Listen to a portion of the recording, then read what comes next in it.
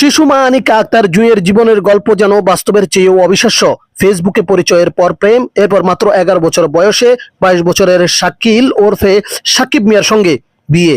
চলতি বছরের শুরুতে জন্ম নেয় তাদের একমাত্র সন্তান, কিন্তু অভিযোগ কয়েক মাস আগে সন্তানকে রেখে জুঁইকে শ্বশুর বাড়ি থেকে বের করে দেওয়া হয়। এরপর থেকেই সন্তানকে ফিরে পেতে শুরু হয় তাদের আইনি লড়াই। গত 1 জুলাই ঢাকার লিগ্যাল এইড অফিসে অভিযোগ করেন জুঁই। অভিযোগের পর অভিযুক্ত শাকিল ও তার মাকে হাজির হওয়ার নির্দেশ দেওয়া হলেও তারা উপস্থিত হননি। পরে শিশুটিকে উদ্ধার করার জন্য চকবাজার থানাকে নির্দেশ দেন বিচারক মোহাম্মদ সাইম খান। সোমবার পুলিশ শিশুটিকে উদ্ধার করে, আর মঙ্গলবার দুই পক্ষকে নিয়ে শুনানি শেষে বিচারক শিশুটিকে তার মায়ের জিম্মায় দেওয়ার আদেশ দেন।